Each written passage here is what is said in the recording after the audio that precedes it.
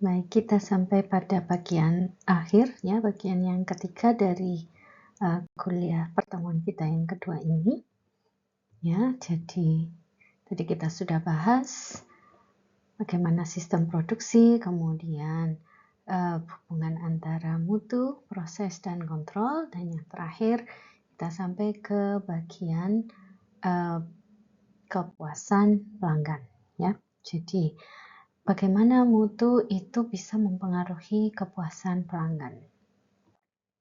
Oke ya, jadi kalau tadi kita bisa lihat semua yang sudah kita bahas adalah berkaitan dengan mutu dari produknya, atau kita sebut ini adalah hard indices atau apa ya, petunjuk yang nyata, yang bisa diukur, yang attach pada produknya ya. Kita lihat produknya, kita bisa lakukan pengukuran ya, misalnya ukuran-ukuran tadi fisik, kimia, atau biologis ya. Jadi atribut-atribut fisik, kimia maupun biologis itu bisa kita ukur secara langsung pada produknya.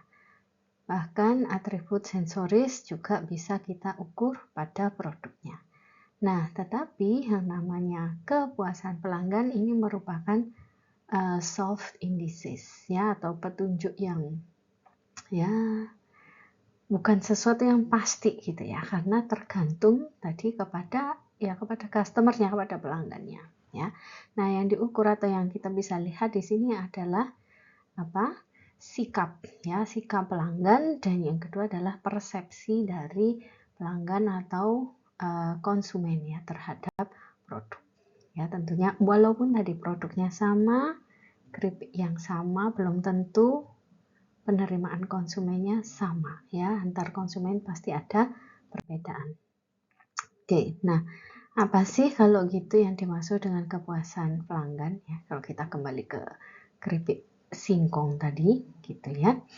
Jadi kepuasan pelanggan itu adalah apa? Berhubungan dengan dimensi mutu ya. Jadi ukuran-ukuran yang ada pada produknya. Tapi yang lebih banyak sebenarnya adalah persepsi dari pelanggan ya.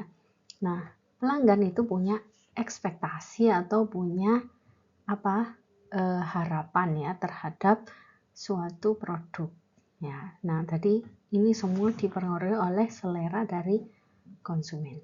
Oke. Baik. Nah, ini boleh nanti baca lebih lanjut di bukunya Hayes ya. Cuman bukunya agak lama, saya belum menemukan yang baru. Saya pikir pasti sudah ada gitu ya, yang penulis-penulis terbaru, tapi ini salah satu literatur klasik yang saya masih suka ya. Oke. Nah, karena dia merupakan selera ya, namanya aja selera, maka kepuasan pelanggan ini juga selain dipengaruhi oleh hard indices atau ukuran-ukuran di produknya ya, dia juga dipengaruhi oleh reputasi dari brand atau dari merek ya. Mungkin kalau saya jajarkan semacam ini ya, merek-merek keripik singkong gitu, Anda mungkin punya persepsi atau punya harapan tertentu ya. Oh, kalau keripik merek ini dia pasti ketebalannya sekian atau kerenyahannya seperti ini gitu ya. Sedangkan kalau yang ini banyak di masyarakat kita juga yang nggak ada mereknya itu ya. Ya mungkin harus lihat dulu beli di mana gitu. Kita mungkin akan lebih sulit untuk mempercayai gitu ya, bahwa suatu produk ini konsisten. Oh, sama nggak dengan yang saya makan kemarin misalnya, atau yang kemarin saya dikasih teman kok rasanya enak gitu, tapi beli di tempat yang sama kok rasanya ternyata berbeda. Nah, apa bedanya gitu ya? Kalau ada brand yang di situ sudah kita jadikan patokan ya, biasanya kita punya harapan ya untuk brand tersebut, atau kita rela mengeluarkan uang ya yang mungkin akan berbeda antara yang ada mereknya dengan yang tidak ada mereknya, seperti itu gitu ya. Jadi reputasi dari suatu merek ya, atau persepsi pelanggan terhadap suatu merek juga mempengaruhi persepsinya terhadap mutu dari suatu produk ya, gitu ya. Oke. Nah, tadi kita bicara panjang lebar tentang mutu ya, bagaimana kita bisa mengendalikan mutu dari suatu produk. Kira-kira kalau ada kegagalan ya, apa saja impact atau akibat kalau misalnya mutu itu tidak terpenuhi ya. Tentunya ini akan mempengaruhi pada kepercayaan pelanggan. Oke. Nah, misalnya loss of consumer confidence, konsumer nggak percaya lagi atau tidak percaya lagi pada merek itu gitu ya, tidak percaya lagi pada suatu brand. Kemudian mungkin mungkin akan tersebar gosip ya, kalau di tempat kita ya, gosip yang kurang menyenangkan ya, negative word of mouth. Jadi ya udah diomongin gitu bahwa oh jangan beli yang merek itu, kemarin saya beli nggak enak, atau kemarin saya beli ternyata di dalamnya kok ada potongan kayunya misalnya, itu kan berarti ada kontaminasi ya. Oke, mungkin konsumen nggak percaya lagi, oh itu mungkin prosesnya kurang bersih dan seterusnya. Oke, nah kalau mutu tadi kurang baik atau tidak sesuai dengan harapan pelanggan, tentunya akan menurunkan kesetiaan pelanggan. Jadi pelanggan akan, wah saya habis beli kok ternyata seperti ini, beli merek lain aja gitu ya. Maka ini bisa mengakibatkan pasar dari produk itu ya jadi menurun kan gitu. Oke, kalau selain itu juga mungkin ada komplain dari pelanggan. Cuman kalau kita bisa menyikapi komplain ini ya bisa bagus ya, bisa bagus kalau disampaikannya ke perusahaan sehingga bisa diperbaiki. Tapi kalau disampaikannya ke konsumen yang lain gitu ya, nah ini kan juga akan menurunkan laba, atau ya karena penjualannya menurun ya tentu saja akan menurunkan keuntungan dari perusahaan. Mungkin pernah lihat ya, ada rumah makan Padang itu yang saya pernah pergi, ada slogannya di situ atau mereka menuliskan, kalau puas bilang ke teman, tapi kalau nggak puas bilang ke kami ya. Jadi ini adalah untuk mencegah tadi negative word of mouth.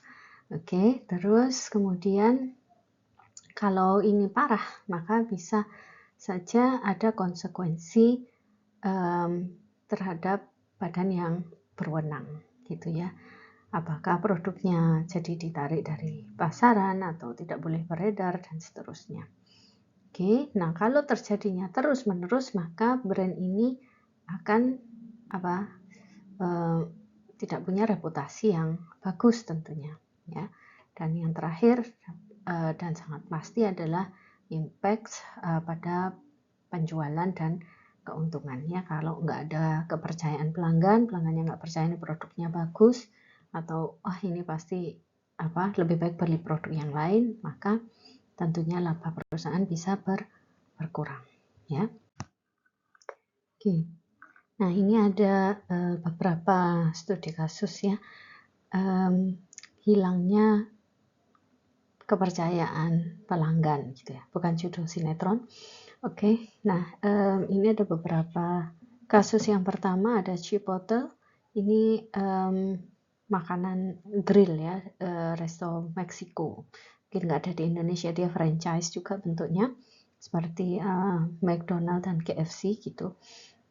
Nah, Chipotle ini terjadinya tahun sekitar 2015-2016 di mana terjadi outbreak E. coli ya. Jadi ada banyak atau ratusan orang sakit setelah mengkonsumsi makanan dari Chipotle ini. Kemudian mereka, ya kalau di luar negeri terlaporkan ya, oh terjadi outbreak dan sebabnya atau kesamaan dari mereka apa gitu. Samaannya ternyata setelah mengkonsumsi makanan Meksiko ini.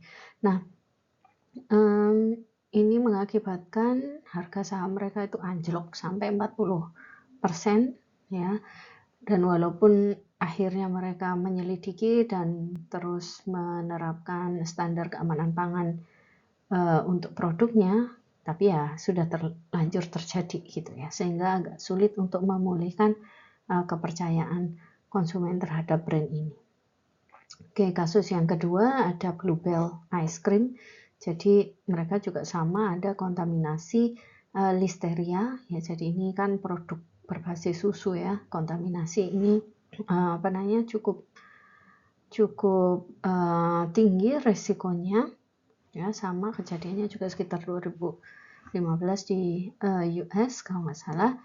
Nah, akhirnya perusahaan harus merecall ya, menarik produknya dari pasaran, dan lokasi produksinya harus ditutup untuk sementara karena untuk benar-benar menghilangkan listeria yang mengkontaminasi tempat produksi tersebut. Oke, nah walaupun akhirnya ada lagi di pasaran, tetapi cukup sulit untuk mengembalikan kepercayaan konsumen tadi. Ya, untuk produk Asia mungkin pernah dengar ini kasus skandal Indofood, gitu ya. Nah ini sekitar tahun 2017, tapi kejadiannya bukan di Indonesia, kejadiannya di Taiwan, ya. Jadi dianggap bahwa Indomie ini mengandung, atau mereka sudah analisa maksudnya ya, mengandung pestisida dan mengandung etilen oksida yang cukup tinggi. Ya, jadi ini golongan pestisida ya, dan tidak boleh ada ini untuk peraturan di Taiwan. Karena itu produk Indomie yang diekspor ke Taiwan ini dicekal atau dihentikan gitu, sehingga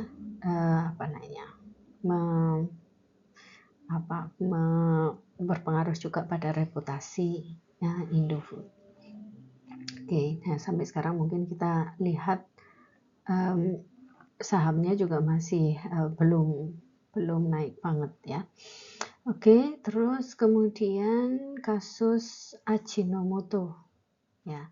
Ini terjadinya sekitar 2001 di Filipina. Walaupun dia memang benar dia adalah namanya MSG, memang untuk enhance atau menguatkan rasa ya, tapi apa yang terjadi di sana, yang terjadi adalah labeling yang tidak tepat. Artinya Ajinomoto Filipina itu tidak menuliskan bahwa produknya itu mengandung, atau salah satu bahannya ada yang genetically modified, yang mengandung GMO gitu ya. Jadi hanya karena labeling.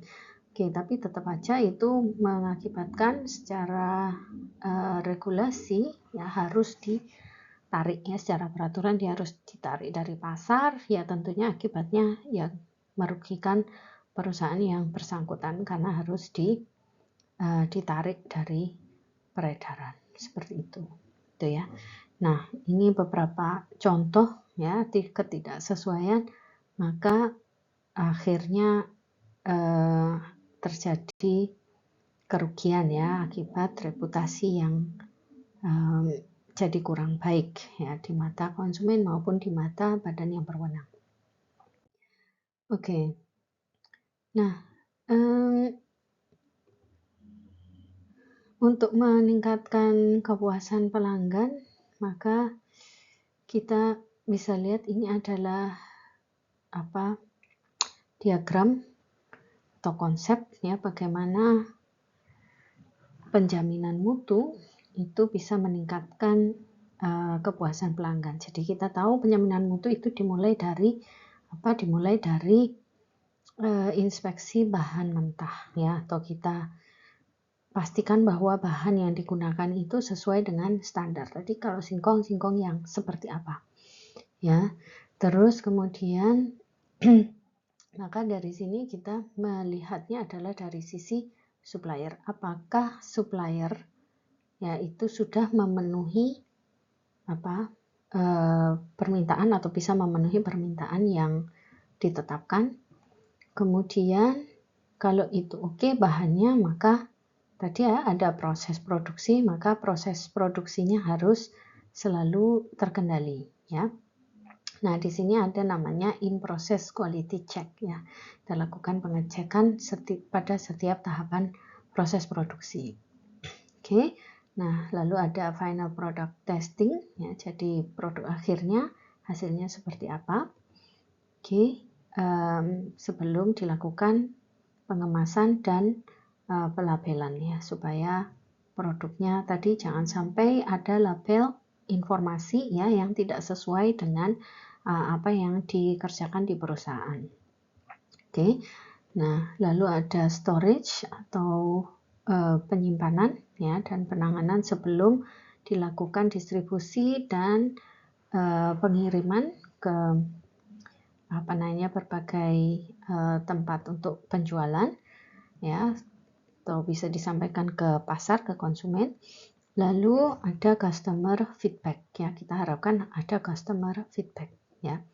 Nah, ini nanti diharapkan untuk jadi bahan masukan untuk continuous improvement atau perbaikan berkelanjutan. Nah, di mana perbaikan berkelanjutan ini ya masuk ke dalam area pengendalian mutu ya, baik dari supplier maupun pada saat di dalam proses produksi. Oke, gitu ya. Jadi ini secara sederhana bagaimana quality assurance atau penjaminan mutu itu bisa meningkatkan kepuasan pelanggan ya, karena kalau suppliernya oke, bahannya oke ya, secara proses produksi semuanya juga terkendali atau sesuai dengan desain, maka harapannya produk yang dihasilkan adalah sesuai juga ya. Dan tentunya kita mengharapkan ada feedback yang positif dari customer atau dari pelanggan. Oke. Nah, ini mungkin kembali ke produk-produk tadi ya, yang kira-kira menurut Anda ya dari beberapa perusahaan besar ini yang mengakibatkan kepuasan pelanggannya cukup besar itu apa gitu ya. Tentunya kita nggak lepas dari mungkin mutu konsisten ya. Konsisten itu bukan berarti sangat tinggi ya, tapi konsisten, kita tahu harapannya apa, itu akan terpenuhi ya. Oh, kalau kopi dari Nescafe itu seperti apa aromanya kita tahu ya. Produk-produk Danone maupun produk-produk Indofood misalnya dan seterusnya, ini kita tahu seperti apa kepuasan pelanggan, karena kita tahu bahwa brand-brand ini bisa memenuhi mutu itu sesuai dengan janjinya ya, bukan mutunya tinggi banget tapi sesuai dengan janji. Oke. Nah, jadi kalau bisa kita ringkas ya, namanya mutu itu kita pengen selalu konsisten ya. Jadi setiap saat itu parameter yang kita rasakan tuh sama ya. Kemudian selalu ada kontrol dan ada perbaikan ya. Dan tadi tentunya adalah memuaskan keinginan dari konsumen ya, sesuai dengan jenis produknya. Oke. Nah, jadi kita bisa rangkum semuanya untuk hubungan dari mutu, pengendalian proses, dan juga kepuasan pelanggan ya. Jadi kita bisa lihat tadi secara umum namanya sistem produksi pangan itu dimulai dari bahan mentah ya, atau pembelian bahan mentah, pengadaan bahan mentah, kemudian ada proses produksi ya, mengubah tadi dari input menjadi output, ada pengemasan, ada labeling, dan kemudian distribusi untuk menyampaikan produk ini kepada konsumen, ya. Nah, semua tahapan di dalam proses produksi ini harus ada pengendalian mutunya, gitu ya.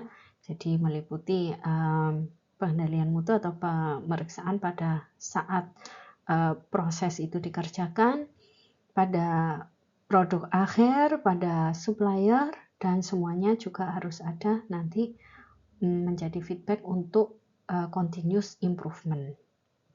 Oke, nah kalau ini dilakukan, hasilnya tentunya adalah produk yang konsisten mutunya, ya.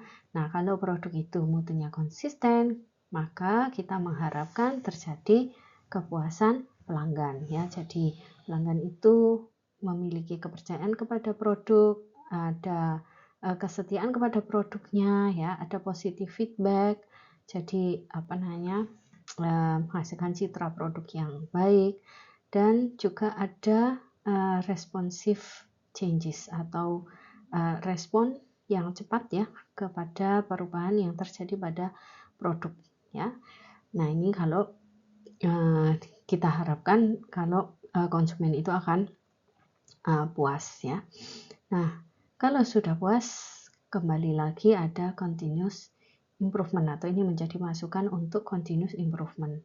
Kepada apa? Kepada sistem produksi yang ada, atau mungkin itu bisa diperbarui supaya lebih efektif dan efisien, ya, maupun pada metode pengendalian mutu, ya, supaya gimana caranya bisa mengendalikan mutu dengan lebih efektif lagi, dengan lebih baik lagi.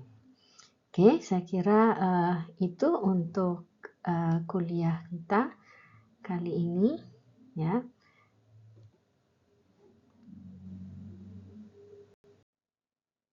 Jadi sekian untuk bahan kita di pertemuan yang kedua ini. Silakan jika ada pertanyaan maupun diskusi, ya, bisa dituliskan di tempat yang disediakan. Terima kasih. Wassalamualaikum warahmatullahi wabarakatuh.